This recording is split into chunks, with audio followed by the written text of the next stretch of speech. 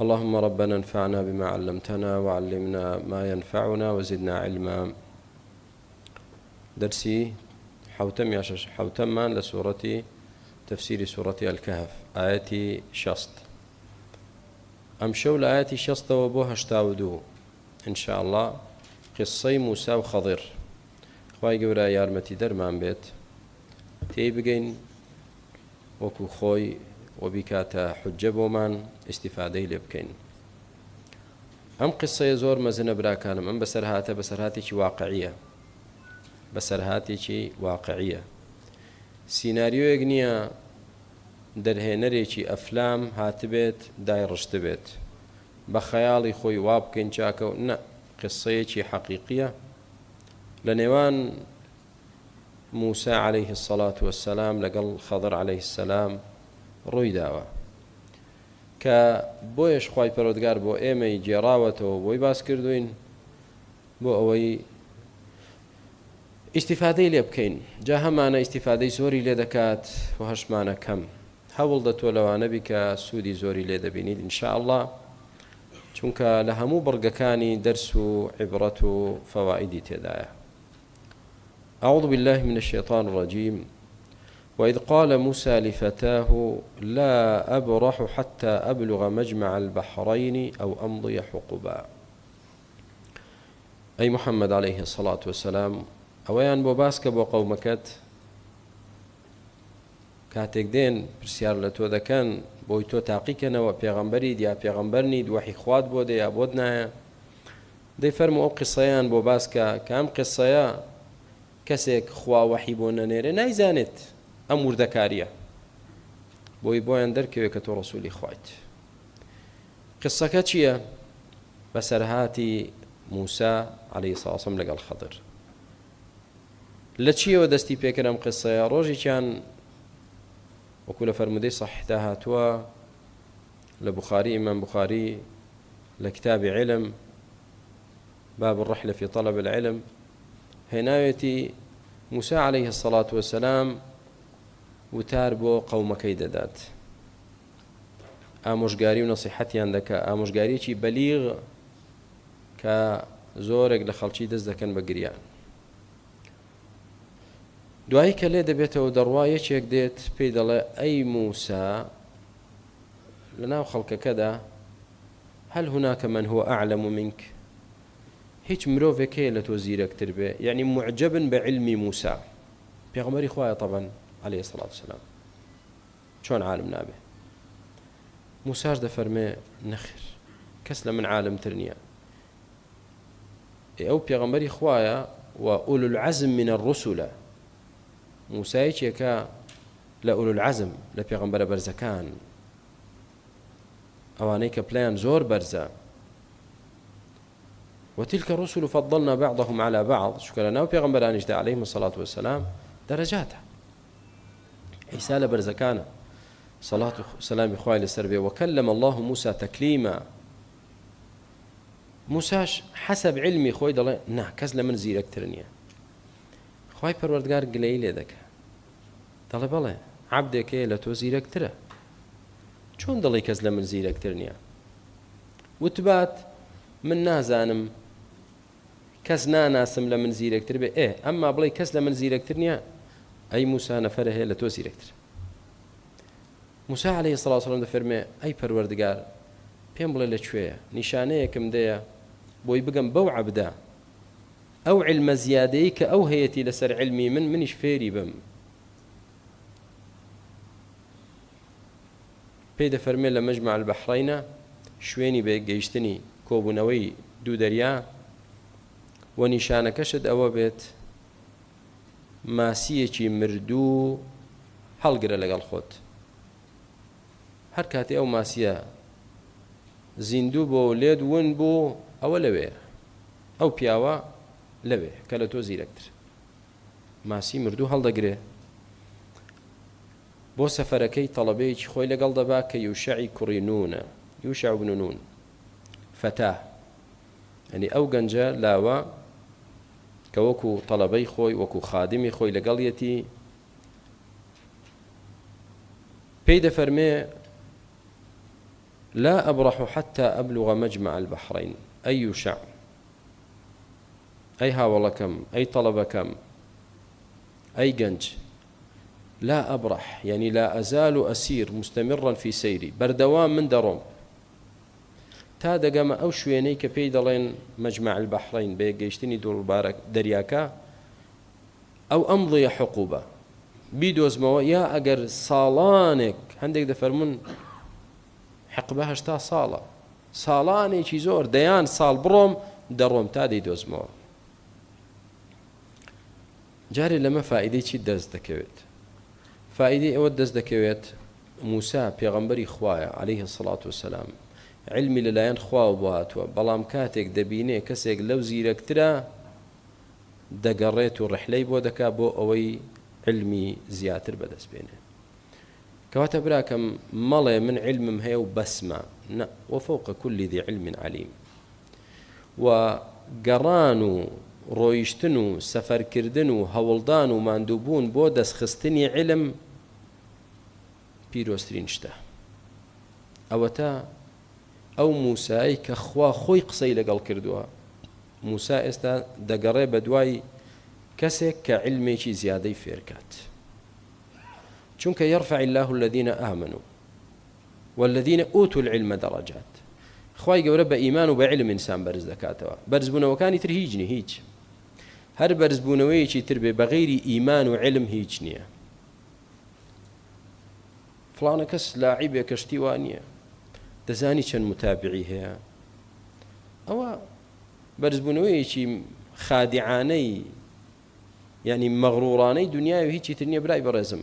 خوا بزانێ شوێنی شوێ دەبێت لە دۆزەخدا کە مسلمان نەبێت. فڵانە کەس نازانی چ گۆرانی بێژێکە، فڵانە کەس نازانی چ دەوڵەمەندێکە، دەست هیچ نییە. ئەو بەرزیە حسابەکە لێرە بەرزی چوویتە ئەو دیویش بەرزتر بوویتەوە لە پلەکانی بەهەشت، ئەوە بەرزیە. بەڵام تۆ لێرە بەرزبی بە درۆ سپەی بچیتە ئەسفەلە سافلینی دۆزەخ چییە؟ ئەو بەرزیە چییە؟ جای تیجاکەش وایە کە بە غەڵەت بەرز بیتەوە تا زیاتر بەرز بیتەوە دواتر زۆرتر ڕۆدەچی لە جەهەنەمدا، زۆرتر ڕۆچی. بەڵام کە بە ئیتیجاهی صحیح بەرز بیتەوە تا لێرە بەرزتر بی لە قیامەت بەرزتریت إن شاء الله تعالى. فائدەی دووەم لەم ئاەتە بەوە ئیکتیفا مەکە ئەی طالبی علم، بڵێ کاکە ئەمڕۆ هەموو شتێکەیە، کتاب هەیە و ئینتەرنێت هەیە و پێویستم بە مامۆستایەک نییە من دەرسی لا بخوێنم. ئەو ئیستیفادەی کە لە مامۆستایەک دەیکەی، تەجروبەی و گەیشتنی بە نەتیجەی شتەکان و هەدی و سەمتی و کۆمەڵێشت قەت لە کتاب و لە ئینتەرنێت نایکی برای من. موسا عەلەیهی سەڵات وسەلام ڕۆیشت بۆ لای کەسێک کە لەو عالمترە. فائدەی سێهەم، ئینسان کە بۆ سەفەرێک دەڕوا بە تەنها نەبێت، فەتاکەی لەگەڵ خۆی برد، گەنجەکەی لەگەڵ خۆی برد، یارمەتی دەدا، خزمەتی دەکا، کار ئاسانی بۆ دەکات. مەڵێ فائدەی چوارەم، هیممەتی موسا ئەو ئەمضی حقوبە، ئەگەر دەیان ساڵیش بڕۆم تا دەگەم بەو علمە دەڕۆم. فلما بلغ مجمع بينهما نسي حوتهما، کاتێک کە گەیشتنە شوێنی بە یەکگەیشتن و کۆبوونەوەی هەردوو دەریاکە، نەسیە حوتەهما، لەوێ ماسیەکەی خۆیانیان لەبیر کرد. فاتخذ سبيله في البحر سربا، ئەو ماسیە خوای گەورە ویستی لەسەرە لەناو زەمبیلەکە لەناو سەلەکە یەکسەر زیندوو بۆوە و کەوتە یعنی محاولەکردن و جوڵەجوڵکردن تا سەلەکە کەوت و جا لە تەفسیردا دەفەرمێ ئەو شوێنەی کە ئەوان لێی بوون چونکە دەمە و دەریایە، یعنی ڕۆخی دەریایە، تەڕیە و شێیە، هەر بە خۆ جوڵەجوڵ چۆ ناو بەحرەکە. فاتخذ سبيله في البحر سربا، ڕێگای خۆی کردەوە لە ناو بەحر، بەڵام سەراب کونێک بوو، کون یعنی ئەو شوێنەی کە ماسیەکە پەیدا دەڕۆی لە دەریاکە ئاوەکە نەدەهاتەوە یەک، بە کونی دەمایەوە، بە بۆشایی دەمایەوە. ویستی رب العالمین. ئەمە شتێکی سیر جارێ فاتخذ سبيله في البحر سربا فلما جاوز كاتك لويتي بريان كيرت لو شوينا استال شوينك لا ينداوا لا بال بردك جير سيبري بردك لا يندا موسى يوشع لويش ماسيكيان لدز داو آقایان لینیە هەڵسانەوە نایبینن ئەو پیاوە ساڵحە زانایە نابینن کەوتنەوە ڕێدیسان فلما جاوزا کە لەو شوێنەی مەبەستە تێپەڕین قال لفتاه آتنا غداءنا بە گەنجەکەی وت خواردنەکەمان بۆ بێنە بانان بخۆین ئەو ماسییان بردووە و خواردنیان پێ خواردن بێنە بانانەکەمان بخۆین لقد لقينا من سفرنا هذا نصبا بەڕاستی لەم سەفەرەمان تووشی مەشەقەت و ماندووبوون بووین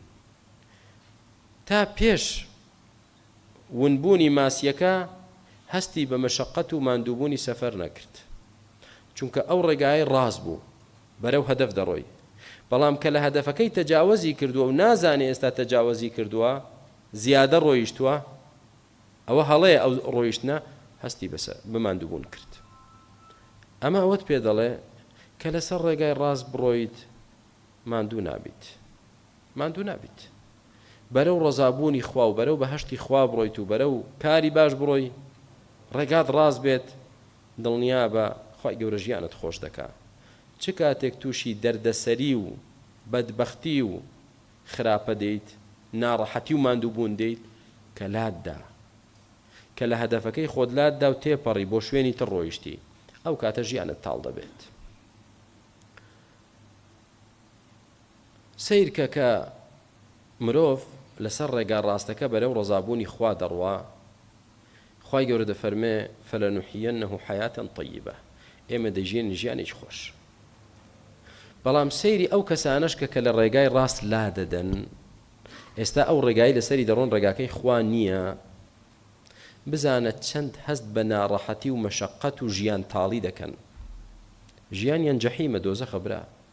وا مەڕوانە کە دێتە دەرەوە بە سیارەیەکی فاخر و بە حیمایەکی زۆر و لە قەسر و کۆشکێکەوە دێتە دەرەوە و خەڵکێکی زۆری لەگەڵە و بەوە مەخەڵەت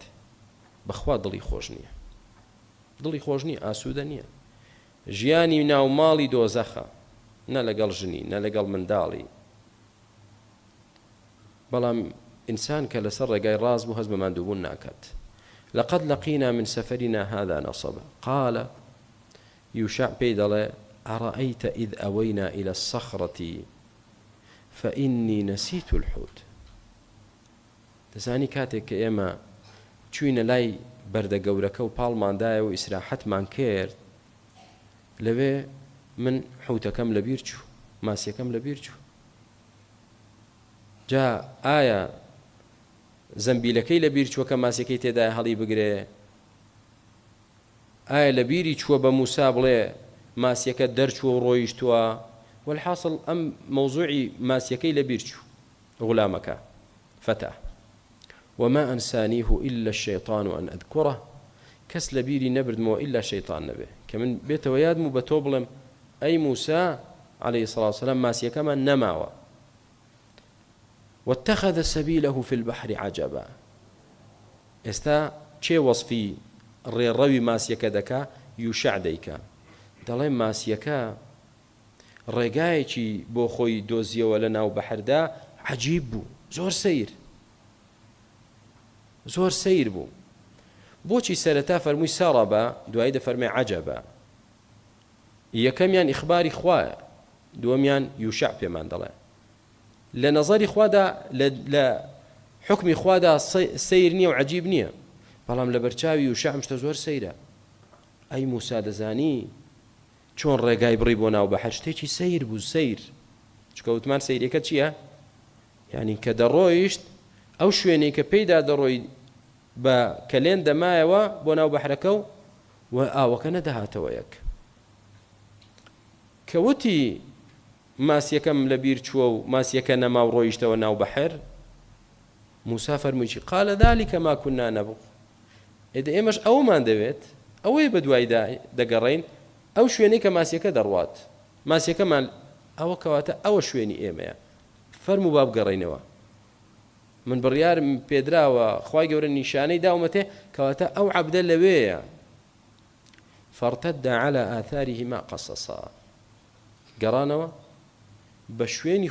خۆیاندا بە شوێن پێی خۆیاندا بەکوێ داهاتبوونەوە گەڕانەوە بۆ هەمان شوێنی خۆیان بە تێبینی و سەرنجەوە بۆی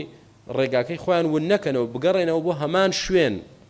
چکە موسا دەزانێت لەکوێ ماسیەکەی لەدەستداوە ئەوەیە کە ئەو زانایی تیادا دەبینێتەوە کە گەیشتنەوە ئەو شوێنە فەوەجەدا عەبدە من عیبادینا یەکسەر بینیان عەبدێکی ئێمە بەندەیەکی ئێمە لە بەندەکانمان ئەوە لەو شوێنە دانیشتووە بەڵام ئەو عەبدەی ئێمە ئاتەیناه ڕەحمەتە من عندنا وعلمناه من لدنا علما ئێمە دوو شتمان پێداوە ڕەحمەتێک لەلایەن ڕەحمەت و سۆز و میهرەبانیەک لەلایەن خۆمانەوە کە زۆر بە ڕەحمە تا دیقەت دەنێ زۆر بە ڕەحمە دوایش بزانین چی دەکات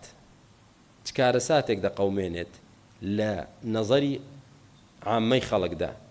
خوای گەورە دەفەرمێ ڕەحمەتێکمان تایبەتمان پێداوە و زانستێکمان لەلایەن خۆمانەوە فێر کردووە العلم اللدني الرحمة والعلم ئەم دوو صیفەتە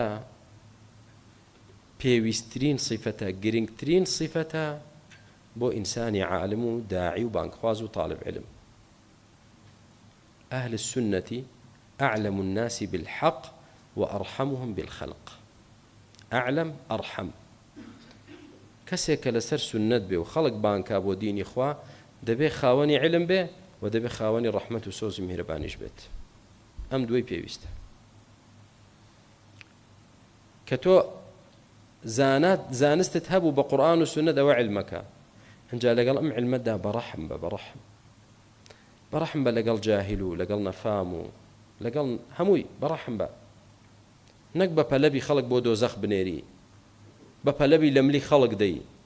بە پەلەبی گومڕایان کەیت و تەکفیر و تەبدیع و تەفسیقیان کەی بەڕەحم بە پێغەمبەری خوا عەلەیهی سڵاو وسەلام بۆمان باسی پێغەمبەرێک لە پێغەمبەرەکان دەکا ضربه قومه فأدموه وهو يمسح الدم عن وجهه ويقول اللهم اغفر لهم فإنهم لا يعلمون اللهم اغفر لقومي فإنهم لا يعلمون پێغەمبەرێک لە پێغەمبەرەکان قەومەکەی ئەزیەتیان داوە ئەویش خوێنی پێدا دێتە خوارەوە خوێنەکەی دەسرێتەوە دەڵێ خوای لە قەومەکەم خۆش بی چکە نازانن کە بزانن حەقیقەتیان بۆ دەرکەوێ هەڵوێستیان ئاوا خراپ نابێ بەس جارێ تێ نەگەیشتون ڕەحم گرنگە برا ئینسان بەڕەحم بێ فلعلك باخع نفسك على آثارهم ئەها پێغەمبەری خوا عەلەیهی سڵاو وسەلام چەند بەڕەحم بوو کاتێک دەیبینی باوەڕ ناهێنن هەر پشت هەڵدەکەن زۆر بێتاقەت دەبوو لە داخە خەریب بوو بمرێت اینجا خوای گەورە فەرمووی وا لە خۆت مەکە تۆ ڕاگەیاندن لەسەرە ئەم دوو صیفەتە گرنگە براکانم علم ڕەحمەت و بە ئەندازەی علم ڕەحمەت هەیە و بە ئەندازەی جەهل قەسوەت و غیڵظەت و فەضاڵەت هەیە سەیری عولەمای گەورەکە چەندێک بەڕەحمن چەندێک بەڕەحمن و سەیری بچووکەکان کە کە تازە ئەلیف و بەیەکی ئیسلام فێر بووە چەندێک توند و دڵڕەقە چۆن تەعامل لەگەڵ خەڵک فڵان کافرە فڵان مەلعونە وەڵام من باوکی خۆم پێسەر دەبڕێ دەزانی بۆ کاکە خۆ نیشانەی تەقوا و ئیمانت نییە نیشانەی جەهلتە تۆ زۆر جاهلی بە دینی خوا چونکە ئەم دوو شتە بەیەکەوە بەرز دەبنەوە بەیەکەوەشدا دەبەزن تا علمت زیاتر بێ بەڕەحمتری و تا علمیشت کەمتر بێ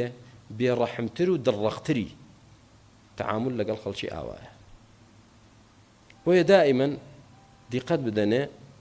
هەر مۆزوعێ بکەوێتە لای گەورەکان زانای گەورە سەهلە ومێدی خێری لێ دەکرێت وەرە تەعاملی ئیبن باس چۆن بوو لەگەڵ مخالف لەگەڵ ئەوانەی هەڵەش دەکەن تەعاملی ئەلبانی چۆن بوو تەعاملی ئیبن عوتەیمین چۆن بوو ڕەحمەتی خوا لێ بێ بەینەما تەعاملی گەنجانێکیش کە ئەمڕۆ خۆیان لێ بۆتە شەیخ الئیسلام و ئیمام و جەرح و تەعدیل و مجاهد في سبيل الله و ئەوانە بزانە تەعاملی ئەوانە چۆنە یەکێکیان شمشێرێکی پێ یەکیان قەڵەمێکی پێیە ئەوە بە شمشێر سەری خەڵک دەپەڕێنێوش بە قەڵەمەکەی خەڵک تەبدیع دەکات و لە دینی خوا دەریان دەکات و لە سوننە دەریان دەکات ئەمە هەمووی جاهلن حدثاء الأسنان سفهاء الأحلام. ئێستا ئەم دوو صیفەتەی ئەم پیاوە زانایە بەڵگەی لەسەر چی؟ ئایا بەڵگەی لەسەر پێغەمبەر بووە یا هەر عەبدێکی ساڵح و زانا بووە؟ زانایان دوو ڕایان هەیە. هەندێکیان دەفەرمونون ئەو پیاوەی کە موسا چوو بۆ لای لەوێ بینی عالمێکی ساڵح بوو کە خەضیرە کوردی خۆمان پێی دەڵێن خدری زیندە. ئێستا دێنە سەری دواتر. باش، بەڵام ئەم دوو وەصفە لە 190 ئەوە دەگەیەنێ کە پێغەمبەر بووە، نەک چی بوو بێ بەس زانایەکی پیاو چاک بووە، نە پێغەمبەر بووە. چونکە خوای گەورە دەفەرمێ وعلمناه من لدنا علما، ئێمە لەلایەن خۆمانەوە فێرمان کرد، یعنی بغەیری واستە. ئێستا سیر کە تۆ ئەوەتە من تۆ فێر دەکەم، من یەکێکتر فێری کردوم، ئەو یەکێکتر فێری کردووە بە واستەی مامۆستایەک، بەڵام ڕاستە و خۆ خوا فێرت کە دیارە وەحی بۆ ناردووە. و دواتریش کە دێ ئەو شتە سەیرانەی کە خەضیر دەیکا دەفەرمێ هیچ لەوانەم بە ئەمری خۆم نەکردووە، هەمووی ئەمری خوایە. کەواتە چییە؟ کەواتە پێغەمبەرە عەلەیهی السەڵات وەسەلام. ئەوە ڕەئی ڕاجحتر و بەقووەترە والله ئەعلەم. باشە براکانم، ئەمە بۆچی؟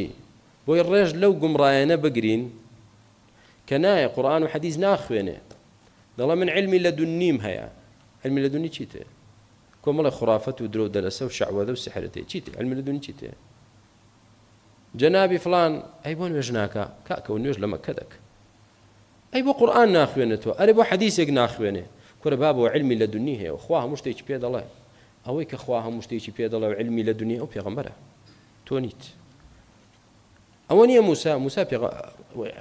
خەضیر پێغەمبەر بووە، ڕەئی ڕاجح ئەوەیە کە پێغەمبەر بووە، نێراوی خوا بووە. باشە ئێستا موسا فەرمووی ذلك ما كنا نبغي، ئەوەی دەمانویست ئەوە بوو، فعلا عەبدەکەی دۆزیەوە کە لە موسا عالمترە. ئێستا موسا بزانین چی پێ دەفەرمێ؟ طبعا دوای سەلام و دانیشتن لەگەڵی قال له موسى هل أتبعك على أن تعلمني مما علمت رشدا؟ ئەرێ ڕێگام دەدەیت کە من شوێن تۆ بکەوم، ئیزنم دەدەیت کە من شوێن تۆ بکەوم بۆ ئەوەی ئەو علمەی کە فێرت کراوە، علمێکە بەرەو ڕشد و ڕێگای ڕاست و هیدایەت خەڵک دەبا، تۆش لەوە هەندێک لەوە فێری منکەی، ڕێگام دەدەی شوێن بکەوم. ئەو ئەدەبە و نەبێت گەنجێکی تازە هەڵچوو یعنی تازە پێگەیشتوو بێت داوا لە پیاوێکی پیرەمێردی بە ساڵاچوو بەو تەواضوعی و خۆ بەکەم گریە و ئەدەبە قسە بکە. ئەوە موسایە، کەلیم اللهە. موسا ئاوا دەفەرمێ ئیزنم دەدەی شوێن بکەوم، شوێنت کەوم بۆ ئەوەی بەشێک میمە، بەشێک لەو علمەی کە فێرکراوی فێرم کەی، ناژڵێ بۆی هەموو علمەکەی تۆ بەرم بۆ خۆم، نا، بەشێک لەوەی فێرکراوە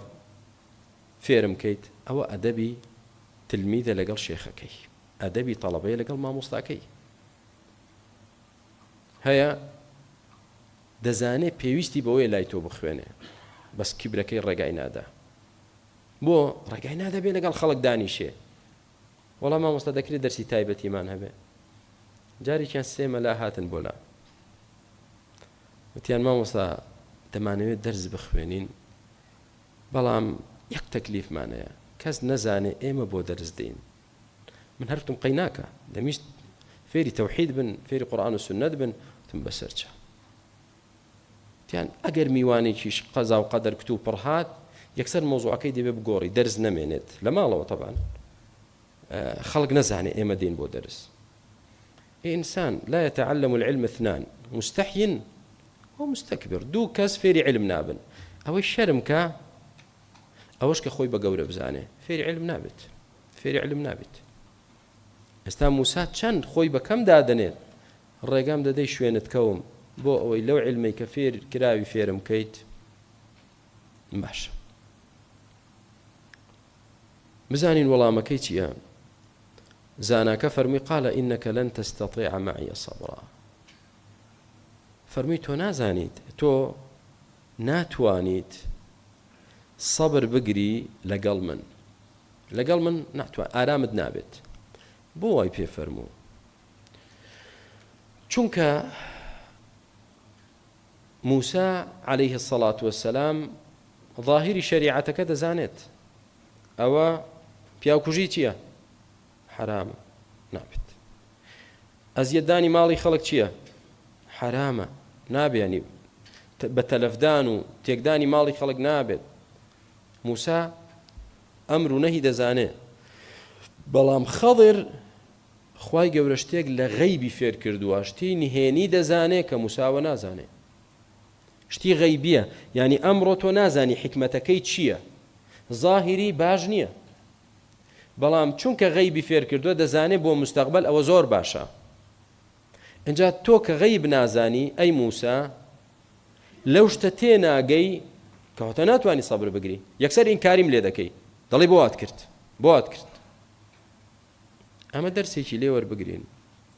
تەڵەبە لەگەڵ مامۆستاکەی زۆر جار هەیە، مامۆستایە کە شتێک دەکا مەسلحەتێکی گەورەی تێدا دەبینێ، تەڵەبەکەش بەس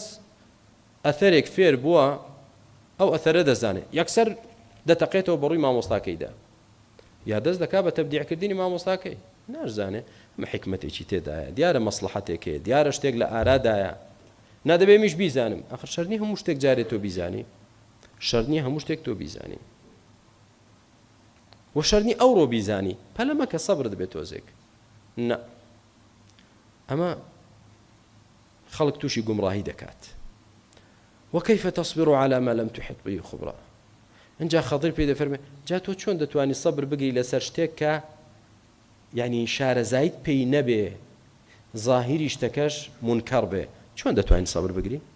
کە حکمەتەکەی نەزانی چۆن دەتوانی سەبر بگری؟ فعلا ئینسان کە علمی بە شتێکە بوو دەتوانێت سەبر بگرێ، بەس کە علمی پێی نەبوو زەحمەتە، زۆر زەحمەتە، إلا مەگەر سیقەی تەواوی بە بەرامبەرەکەی هەبێت ئەو کاتە دەتوانێت سەبر بگرێ.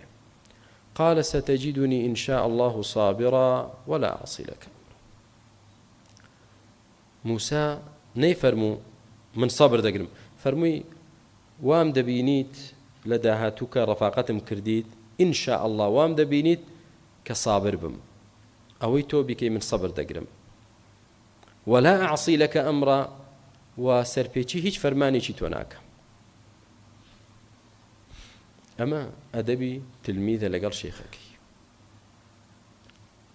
صبري لي بقرا تدواي حكمتك بو دردكوي كبو دركوت نحكمتها يو نمصلحتها لآرادا بلكو ما مستاكات لأخوان ترسو بإيمان وديني خوي فروشتوا توا وازي لي بينا كوتاي بي بينا كبو دركوت بلا فعلا مصلحتها كبو اشتك لآراداها والله من ندقون جابتو بليت كاتا أو كاتا بڵێ چاکم کرد سەبرم گرت و پەلەم نەکرد. ستجدني إن شاء الله، فەرمووی إن شاء الله، بۆ چکە کە خوای یارمەتی نەدا لەوانەیە نەتوانێت سەبر بگرێ. ئێستا ئیتیفاقیان کرد، بەڵام مەرجێکی هەیە. مەرجی مامۆستاکە چییە؟ قال فإن اتبعتني فلا تسألني عن شيء حتى أحدث لك منه ذكرى. تی کە شوێنم کەوتی و دەڵی سەبر دەگرم و بە ئارام دەبێم و بە قسەت دەکەم، هەر شتێکت بینی لە من سەیر بوو بەلاتەوە لە خۆتەوە دەست پێشخەری نەکەی، بڵێ بۆ وا دەکەی، پرسیارم لێ نەکەی تا من خۆم پێت دەڵێ، تا من خۆم پێت دەڵێ. ئەوە چی تێدەگەیەنێ؟ چ فایدەیەک؟ لەوانەیە هەندێک علم، هەندێک زانیاری، هەندێک معلومات ئێستا بگوترێ غەڵەتە، بەڵام دوای دوو ڕۆژی تر باز بکرێ ئاسایی. تۆ مصر مە بڵێ ئیلا دەبێ من بزانم، ئیلا دەبێ بزانم بۆچی، یا هەیە بۆش قەناعەت ناکە، با بینوسێ، با لە فەیسبوک بینوسێ بۆچی ئەوەی کردووە، ئەو عەقڵە، با بینوسێ بڵاوی کاتەوە بۆچی ئەمە وایە. کاکە سەبرت بێ براکە، هەموو شتێک کاتی خۆی دێت. ئەو مەرجەی لەسەر موسا دانا عەلەیهی السەڵاتو وەسەلام. فانطەلەقا، ئێستا بە گوێرەی ئیتیفاق کەوتنە ڕێ هەردووچیان، بە قەراغی دەریادا دەڕۆن، حتى إذا ركب في السفينة بينيان بەلەمێک کەشتیەک لە قەراغ ئاو دەپەڕێتەوە بۆ ئەو بەرەوە، ئەوان جویستیان بپەڕنەوە، سوار کەشتێکە بوو بەلە مەکە خەرەقەها کەچی کە پەڕینەوە ڕێک خەضیر هات کونی کرد کەشتەکەی کون کرد پارچە لەو حێکی لێ کردەوە یا بە شتێک کونی کرد والحاصل عیبداری کرد موساش بینی قەزیەکە قال أخرقتها لتغرق أهلها فەرمووی ئەوە تۆ کونت کرد بۆی خاوەنی کەشتیەکە و ئەوانش کە لەگەڵی سوار دەبن بەلەمەکە غەرق بن تۆ بۆ ئەوە کردت بۆ وات کرد ئەوان چاکەیان لەگەڵ ئێمە کرد تۆ چووی عیبدارت کرد لەقەد جئتە شەیئا ئیمرا بەڕاستی تۆ کارێکی خراپت کرد بەڕاستی کارێکی خراپت کرد سیر کە موسا سەبری نەگرت عليه الصلاة والسلام قال ألم أقل إنك لن تستطيع معي صبرا خضر أور لداوتي من پێم نەوتیت تۆ ناتوانی سەبر بگری لەگەڵ من قال لا تؤاخذني موسى هاتەوە سەر مەرجەکەی خۆی بیری کەوتەوە مەرجی لەسەر دانرا بوو وتی ئەم جارە لێم مەگرە بما نسيت و ئەو ئیتفاقیم لە بیر چوو بوو ولا ترهقني من أمري عسرا بەڵام کە کەوتومەتە شوێن تۆ بۆی فێر بم لێم قورز مەکە ئەوەندە بەتوندی مامەڵم لەگەڵ مەکە ئەم جارە لێی بورە فانطلقا کەوتنەوە ڕێ حتى إذا لقي غلاما فقتله ئێستا مناڵێکی بینی مناڵنا بالغ یا بچووکتر لە بالغ ئایا بالغ بوو یا بالغ نەبوو دوو ڕەئی هەیە کۆمەڵ لە زانان دەفەرمون بالغ نەبوو بۆ حتى إذا لقي غلاما فقتله دوای دێ أقتلت نفسا زكية بغير نفس تۆ يعني گەنجێکت کۆشت بێ ئەو کە زەکیە زەکی ینی پاکە جارێ گوناهی نەکردووە ئەوە کەلیمەی زەکیە دەلالەتە نەک نەسە دەلالەتە لەسەر ئەوەی کەچی ئەوە نیشان دەدا جارێ مناڵە و تەکلیفی لەسەر نییە نەگەیشتۆتە بلوغ چونکە ئینسان کە گەیشتە بلوغ گوناهیش دەکا بە زەکیە نامێنێتەوە بغەیری نەفسین کە دەفەرمێ بغەیری نەفس بەبێ ئەوەی کەسێکی کوشت بێ ئەمە پێت دەڵێ دیارە چی بووە دیارە بالغ بووە چونکە چێ ئەگەر نەفسێکی کوشت دەکوژێتەوە بالغ یا منداڵ بالغ لقد جئت شيئا نكرا بەڕاستی ئەمەیان منکەرێکی زۆر گەورەت کرد ئێرە فەرمووی نوکڕان ئەویتر فەرمووی ئیمرا چونکە کوشتنی مناڵێک گەنجێک زۆر گەورەترە لە کونکردنی کەشتیەک بەڕاستی کارێکی خراپی زۆر گەورەت کرد ئەی مامۆستاکەم چۆن ئەو شتت کرد قال ألم أقل لك إنك لن تستطيع معي صبرا باشە من بە تۆم نەوت لەکە پێشتر کەلیمەی لەکەی تێدا نەبوو ئێستا زیاتر تەئکیدی لەسەر دەکاتەوە من بە تۆم نەوت ناتوانی سەبرم لەگەڵ بگری تۆ قبوڵت نەبوو ئەو مەرجە ئەوە چی ئێستا دەستت کردووە بە ڕەخنەگرتن قال إن سألتك عن شيء بعدها فلا تصاحبني وتی ڕاست دەفەرمووی من هەڵم وعد بێ ئەگەر پرسیاری هەر شتێکترم لێ کردی لەمە دووە فلا تصاحبني ئەگەر بوو بە سێ پرسیار لەمە دووە هاوڵێتی مەکە وقبول مەکە من لەگەڵت بم قد بلغت من لدني عذرا چونکە بەڕاستی ئەوەی عذرە من نامێنێ تۆ هەموو مۆڵەتێکت بە مندا فانطلق كوتنا ڕێ و بەردەوام بوون حتى إذا أتيا أهل قرية استطعما أهلها تا هاتنا لاي أهلي گوندێک گەیشتنە گوندێک استطعما أهلها برسیانە لە کێوە بەڕێگاون بە حریان بڕی ئێستا لە وشکانی ڕۆیشتن ئەو پیاوێکی کوشت ماندوون برسیانە داوایان لە خەڵکی گوندەکە کرد کە قبوڵیان کەن وەکو میوانێک و خواردنیان بدەنێ فأبوا أن يضيفوهما کەس ڕای نەگرتن کەس بە میوان قبوڵی نەکردن سبحان الله خەڵکی وا بەخیلی شەیە بەڵێ چێشن دوو پێغەمبەری خوا کەس قبوڵیان نەکانانیان بدات فوجد فيها جدارا لناو جادە و کۆڵانی گوندەکە شارەکە دەسوڕێن کەس نییە بڵێ فەرمونون لەپڕ دیوارێک دەبینێ لار بۆتەوە خەریکە بڕوخێت يريد أن ينقضه دیوارەکە دەیە بکەوێ هەڵوەشێت لێک فأقامه ڕێک خەضر چوو پاڵی پێوەنا ڕاستی کردە و شتی وە بەرداو بۆی ئەو دیوارە نەکەوێت. موسا پێی سیر بوو. ئێ باش ئەم خەڵکە شایستەی ئەوەن چاکەیان لەگەڵ بکەی، ئێمە داوای خواردنمان لێکردنەوەش بێ خواردنیان نەداینێ، ئێستا تۆ چووی ئەو ئەزیەتە کێشە ئەو دیوارەت ڕاست کردەوە و پایەت بۆ دانا و قایمت کردەوە بۆی نەڕوخێت. قال لو شئت لاتخذت علي أجرا. جانەی گوت کارێکی خراپت کرد لەو شێتەی بەکارێنا تیدی حەزت کرد بە دەتوانی داوای پاداشت و پارەیەک و کرێیەکەی لەسەر ئەو کارەی کردت، ئێ لەوەی ڕۆژێکی تەواو خەریکی بوو بێت تا دیوارێک ڕاست دەکەیتەوە پای بۆ دەکەیت و قایمی دەکەیت و دەتوانی دەگەر حەزت کرد بە پارەیەکت لەسەر ئەو ئیشە وەرگرت با بۆی نانێکمان پێکڕی بە لە برسا مردین. قال هذا فراق بيني وبينك. تیتاو ئەمە کۆتایی پەیوەندی بینی من و تۆیە، لەمە دووە نایاڵم لەگەڵم بیت، لەمە دووە قبوڵم نییە شوێنم کەوی، چکە تۆ سەبر ناگریت. خوای پێغەمبەر صلی الله علیه و سلم دەفەرمێ رحم الله موسى، ئای ڕەحمەتی خوای لێ بێ موسا کە سەبری گرت بە زۆر شتی ترمان بۆ دەردەکەوت. بەس ئێستا سێشتی پێشان داین، سێ دەرس زۆر مهمە، کێشەی خەڵک لەو سێشتەدا کۆ دەبێتەوە کە باسی دەکەین. قال هذا فراق بيني وبينك. أما جيابونەوەی نێوان من و تۆیە. بەڵام وەرە سأنبئك بتأويل ما لم تستطع عليه صبرا. پێت دەڵێم ئێستا کە ئەو شتانەی تۆ نەتوانی سەبری لەسەر بگری تەویلەکەیت پێ دەڵێم، لێکدانەوەکەیت بۆ دەکەم،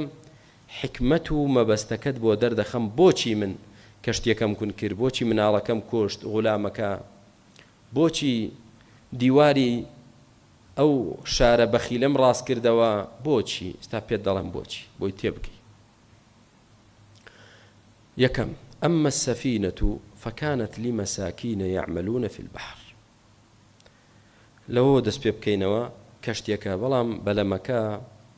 هی کۆمەڵی فەقیر و هەژار بوو، با بڵێنی عائیلەیەکی هەژار هەیانە و نیانە، ئەو بەلەمەیان هەیە ئیشی پێ دەکەن، لەو بەحرە خەڵکی پێ دەپەڕێنەوە بەکرێ.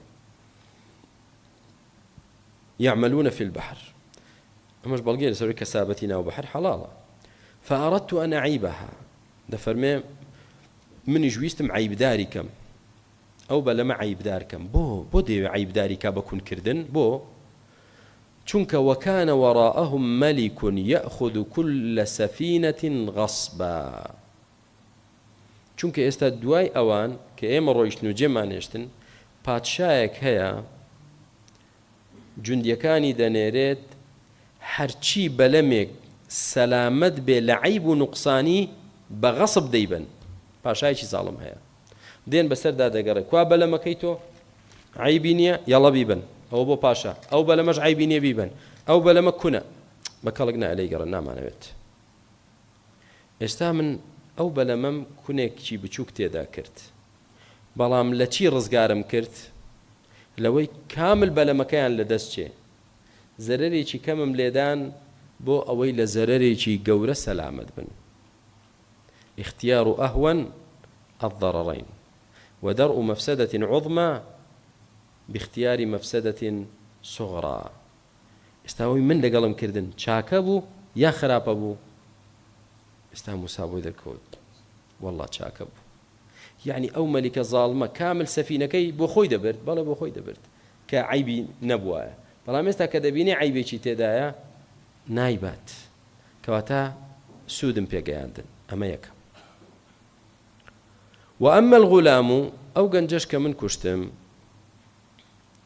فكان أبواه مؤمنين، دايكو باوشي باوردار بون إيمان دار بون،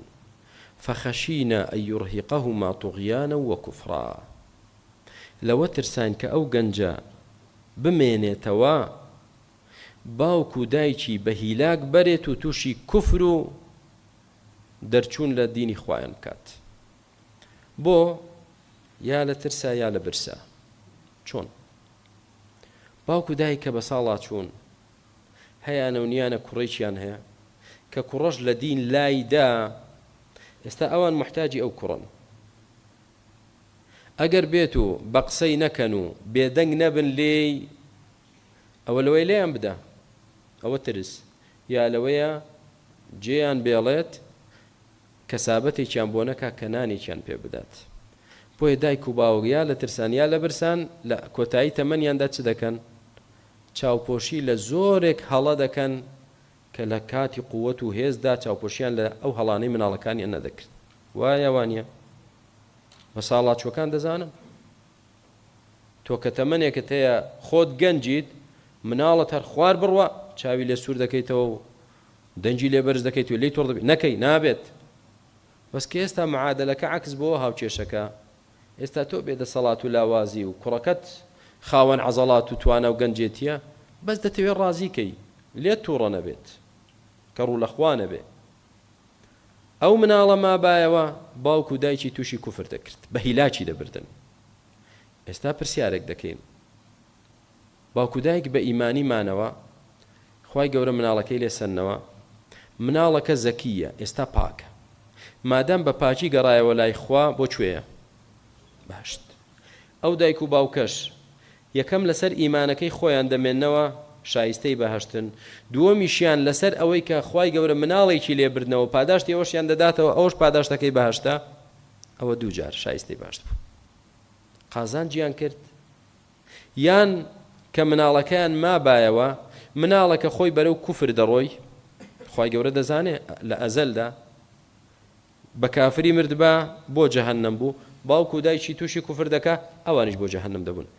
مانەوەی مناڵەکە ئێستا مەسلحەتتر بوو یا ڕۆیشتنەوەی بردنەوەی فعلا بردنەوەی خێرتر بوو. فخشينا أن يرهقهما طغيانا وكفرا فأردنا أن يبدلهما ربهما خيرا منه زكاة وأقرب رحمة.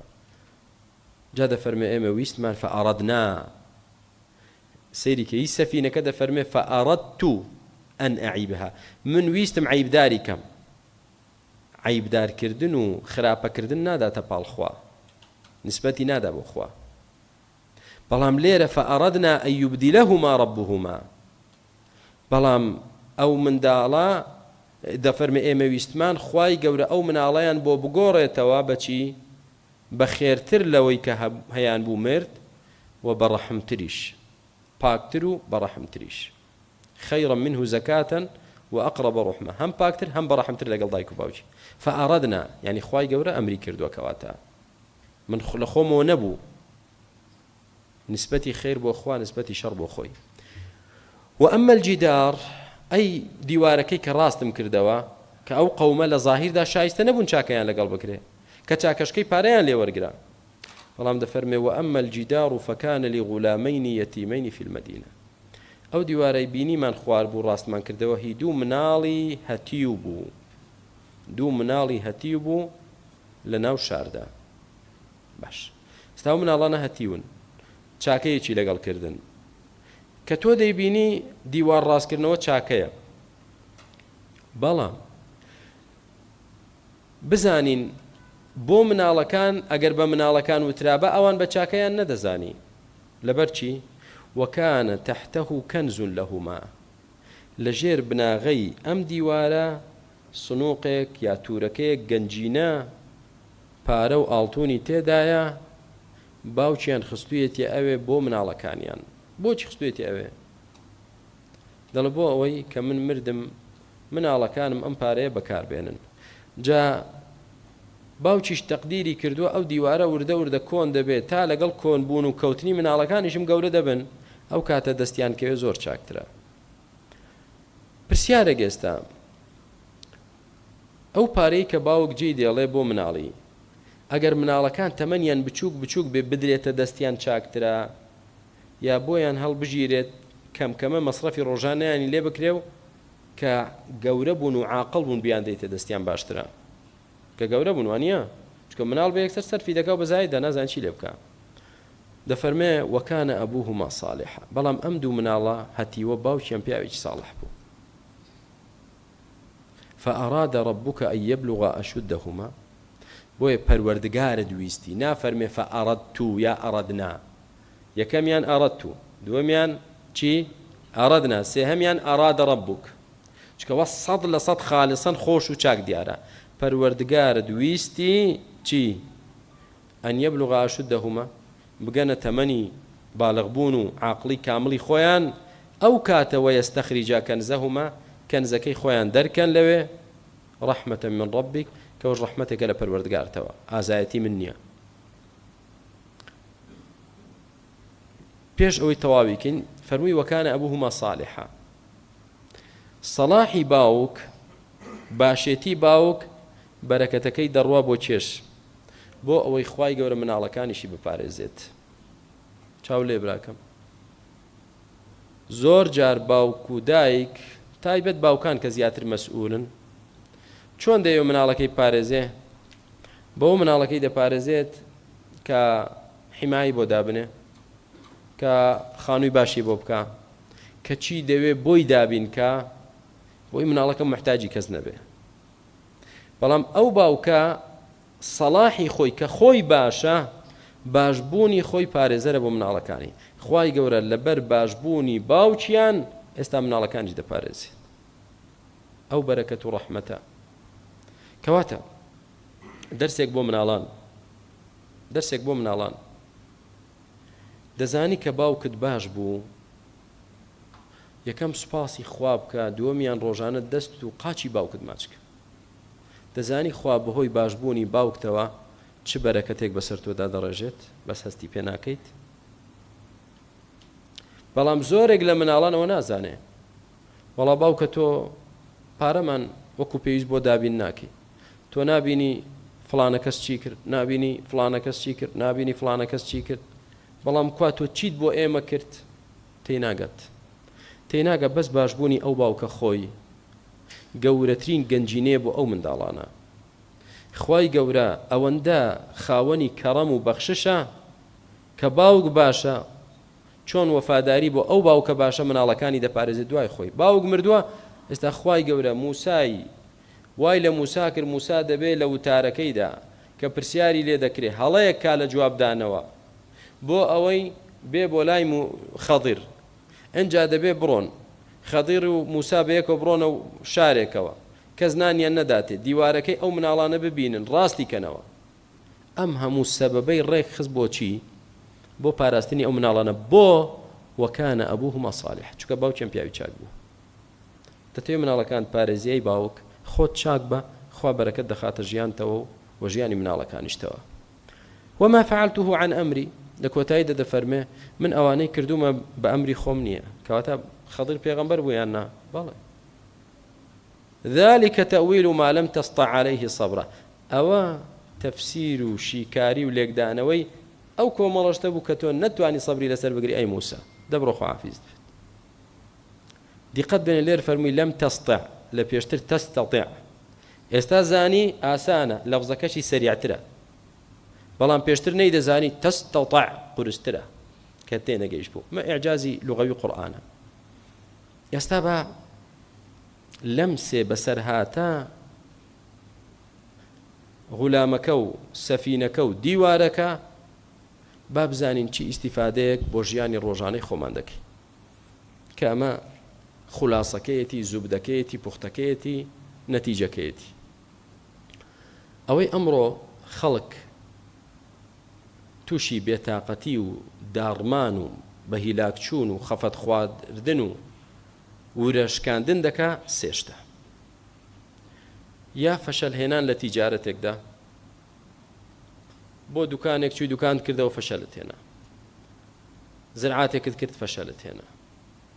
بازرگانیەکت کرد چووی لە وڵاتانەوە شتت هێنا فەشەلت هێنا. دوێنێ برایەک هات لێرە وتی مامۆستا چی بکەم ئەوەی دەستی بۆ دەبم تیجارەتی گەورە و زەبەلاح بە ملیۆن دۆلار